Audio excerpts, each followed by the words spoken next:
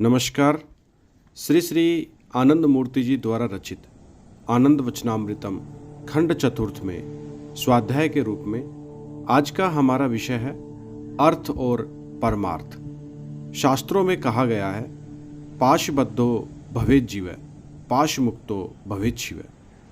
जब व्यष्टि सत्ता मायाजाल में आबद्ध रहती है तब उसे जीव या अणुमन कहकर पुकारा जाता है। अर्थात जीव की पहचान है बंधन।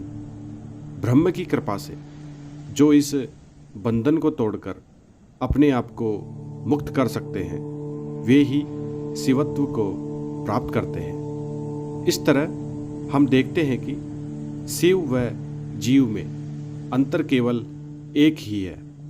शिव बंधन मुक्त हैं और जीव बंधन युक्त है। कौन ऐसा है जो बंधन में रहना चाहेगा? शायद कोई नहीं। हर मनुष्य स्वाधीनता चाहता है, बंधन से मुक्ति चाहता है। इसे कोई मनुष्य सामयिक तौर पर कुछ बंधनों से मुक्त कर सकता है, परंतु वे बंधन पुनः उसे जकड़ लेते हैं। इस अवस्था को एक पक्षी की स्थिति से तुलना की जा सकती है। पिंजरे में बंद पक्षी को पिंजरे से कुछ काल के लिए बाहर निकालकर एक बड़े से कमरे में रखा गया और कुछ समय उपरांत उसे पुनः उस पिंजरे में ही बंद कर दिया गया। अल्पकालीन इस मुक्ति से क्या जीव को कोई लाभ मिला? इस तरह की सामयिक बंधन मुक्ति को ही अर्थ कहा जाता है। जैसे किसी को बहुत भूख लगी है, भूख के कारण उसे खाद्य के संग्रह की जरूरत है। खाद्य का संग्रह कर लेने पर सामयिक तौर पर भूख से छुटकारा मिल जाता है, अर्थात क्षुधा के प्रभाव या बंधन से सामयिक तौर पर मुक्ति मिली। अब देखना यह है कि उसे खाद्य मिला कहाँ से, किस तरह उसने खाद्य का संग्रह किया। रुपयों की सहायता से? तो इस प्रकार रुपया ही दूसरे शब्दों में अर्थ कहा जाता है। अर्थ शब्द का अर्थ करने से दो शब्द मिलते हैं, एक है माने और दूसरा है रुपया। रुपये सामयिक तौर पर बंधन मुक्ति ला देते हैं। आज जो व्यक्ति भूखा है उसने रुपयों की सहायता से अपनी भूख को मिटाया, पर कल फिर उसे भूख सताएगी और उसे खाद्य की जरूरत पड़ेगी। इसी प्रकार रुपयों की बदौलत जो मुक्ति मिलती है वह किसी भी स्थिति में स्थायी नहीं हो सकती, किंतु इस क्षण स्थायी जगत में क्षण स्थायी वस्तुओं की जरूरत पड़ती है। इस आपेक्षिक जगत में आपेक्षिक वस्तुओं और सत्ताओं के परिवेश में हमें जीवन यापन करना पड़ता है। इसी कारण हम एक स्वाभाविक प्रश्न पूछते हैं, जीवन के संपर्क में हमारी दृष्टिभंगी क्या होनी चाहिए? आपेक्षिक जगत के साथ सामंजस्य रखकर परम सत्ता की ओर अग्रसर होना। बाहरी जगत को हम अस्वीकार नहीं कर सकते, अर्थ या रुपयों के महत्व को भी अस्वीकार नहीं किया जा सकता। सामयिक दुखों व यंत्रणाओं से सामयिक मुक्ति पाने के लिए अर्थ की जरूरत है, परंतु दुखों से यंत्रणा से स्थायी मुक्ति जिसकी सहायता से मिलती है उसे कहते हैं परमार्थ। अर्थ और परमार्थ के मध्य यही अंतर है और मनुष्य की क्षमता अत्यंत सीमित है।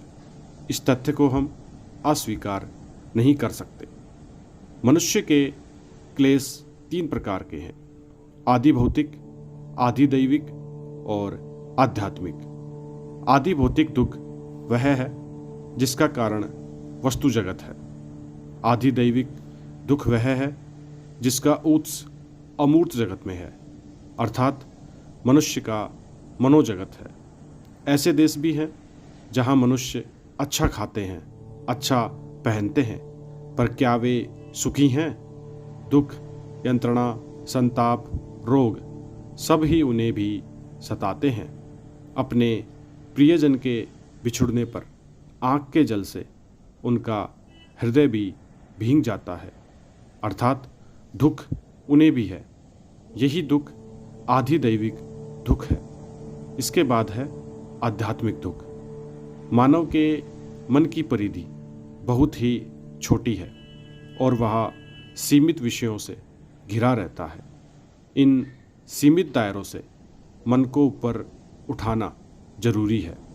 सीमित सुखों से ऊपर उठाकर मन को असीम आनंदमय सत्ता में रूपांतरित करना जरूरी है। सीमित मानसिक संपदा ही आध्यात्मिक क्लेश का कारण है। सीमा का बंधन टूटने पर उस अवस्था को आध्यात्मिक मुक्ति कहकर पुकारा जाता है। आध्यात्मिक मुक्ति जब स्थायी हो जाती है तब उसे कहते हैं मोक्ष।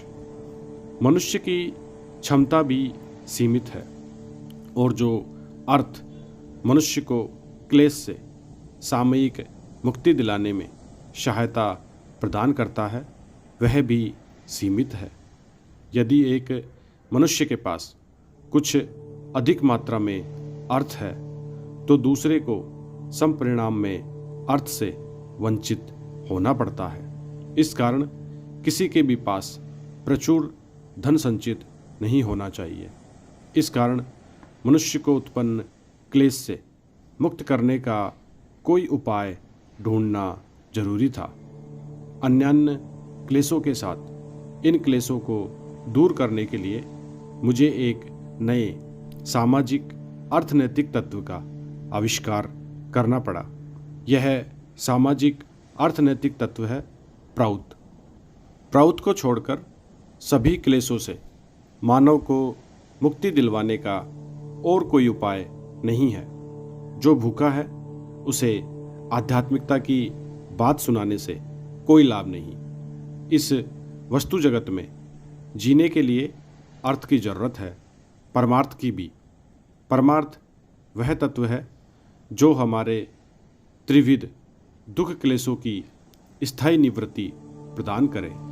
स्थायी का अर्थ है कि जिन दुखों से हमें छुटकारा मिला वह फिर लौटकर नहीं आवे। आदि ऐसा हो कि भूख की एक बार निवृत्ति हो गई और वह पुनः नहीं सता रही है, तो उस स्थिति में निवृत्ति के कारण को परमार्थ कहा जाएगा। यहाँ परमार्थ शब्द के विषय में तुम लोगों के समझने के लिए ही कहा। आज एक नूतन तत्व को व्यावहारिक क्षेत्र में अभी प्रयोग करने की जरूरत है। नया तत्व किसी संकीर्णताग्रस्त मन से उद्भूत नहीं हो सकता।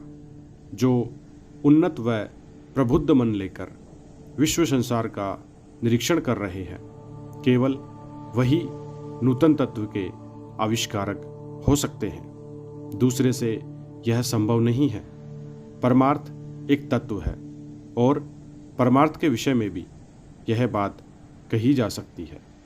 एक और मनुष्य में दोष व त्रुटियां हैं, अपूर्णता है, जिनकी बदौलत वह दुख कष्ट पाता रहता है, और दूसरी ओर उसके विरुद्ध कार्यशीला है माया। यह माया प्रचंड शक्तिमयी है। यह माया मनुष्य को बहुमुखी प्रवृत्ति और स्वार्थपरता के अधीन लाकर अपने उद्देश्य को चरितार्थ करना चाहती है। जब तक मनुष्य असहाय होकर विश्व माया के प्रभाव के अधीन रहता है, तब तक उस पर माया का दबाव बढ़ता रहता है, और जब वह यह देखती है कि उसका बंधन शिथिल होने जा रहा है, तब वह नाना प्रकार से मनुष्य को विपथगामी बनाकर अपने नियंत्रण में रखने का प्रयास करती है। इस दासत्व के परिवेश में रहकर मनुष्य कभी भी परमार्थ का लाभ नहीं कर सकता। स्वामी या स्त्री की ओर से बाधा आ खड़ी होती है। कभी कभी माता पिता या समाज की ओर से भी बाधा अनुपस्थित होती है। इस तरह विभिन्न प्रकार से बाधाएं आती रहती हैं। ये समस्त बाधाएं विश्व माया की ही सृष्टि है। इन बाधाओं का अतिक्रमण करना होगा। यदि विश्व माया बहुत क्रुद्ध व शक्तिशालिनी हो उठे तो मनुष्य क्या करे? मनुष्य को किसी तरह की दुश्चिंता नहीं करनी चाहिए, क्योंकि उसे परम पुरुष का आशीर्वाद प्राप्त है। दैवी ह्येषा गुणमयी मम माया दूरत्या मामेव ये प्रपद्यन्ते माया में ताम तरन्ति ते। त्वं वैष्णवी शक्तिरनंत वीर्चा विश्वस्य बीजम परमा असि माया सम्मोहितम देवी समस्तमेतद त्वं वै प्रसन्ना भुवि मुक्ति हेतु। यह असीम क्षमतामयी माया मेरी शक्ति है और यह शक्ति तथा क्षमता सभी मेरी है। जिस मनुष्य ने मुझ में ही आश्रय लिया है, माया उनकी किसी प्रकार से भी क्षति नहीं कर सकती, क्योंकि माया भी तो परम पुरुष का ही अंश है। परम पुरुष हैं माया शक्ति के नियंत्रक। इसलिए जिस व्यक्ति ने परम पुरुष को आश्रय बना लिया है, माया उसका किसी प्रकार से भी नुकसान नहीं कर सकती, चाहे उसमें कितनी भी शक्ति क्यों ना हो। और मनुष्य केवल उसी अवस्था में माया को प्रतिहत भी कर सकता है। सच तो यह है कि माया के विरुद्ध युद्ध करने का प्रयोजन हर समय जरूरी हो, ऐसी बात नहीं है। माया अपने आप ही पराजित हो जाती है और आत्मसमर्पण कर देती है। इसीलिए बुद्धिमान मनुष्य को क्या करना चाहिए? कल मैंने बताया था कि मनुष्य मात्र को ही, चाहे वह स्त्री हो या पुरुष, उसे अहम को त्यागना जरूरी है। मनुष्य केवल यही सोचे, मैं शिशु हूँ, परम पुरुष की गोद में बैठा हूँ, माया मेरा क्या बिगाड़ सकेगी। यह सच है कि माया तब उसका कुछ भी बिगाड़ नहीं सकेगी। इसके साथ उसे एक बात और याद रखनी चाहिए, जिसे मैं इससे भी पहले कह चुका हूँ। अनेक लोग सोचते हैं मैं पापी हूँ, मैंने अन्याय किया है। यह सोचना ठीक नहीं है। मनुष्य जो सोचता है वही बन जाता है। इसलिए जो आदमी सदा यह सोचता रहे कि मैं पापी हूँ, वह अंत में पापी ही बन जाता है। यादसी भावना यश सिद्धिर भवति तादृशी। दस्यु तस्कर और दुष्कृत कार्यों में भी विभिन्न स्तर हैं। जैसे एक पॉकेट मार और एक सेंध मारने वाला चोर, इन लोगों के अपने समाज होते हैं, जिसमें विशेष प्रकार की मान मर्यादा का बोध भी रहता है। जैसे पक्का चोर एक पॉकेट मार को उतना मूल्य नहीं देगा, वैसे ही पापियों के भी विभिन्न स्तर हैं। पापी लोग भी, जिन्हें पापी कहते हैं, दुष्कृतकारी लोग भी, जिन्हें अपनी अपेक्षा अधिक दुष्कृतकारी मानते हैं, वही है पापियों से भी बढ़कर पापी।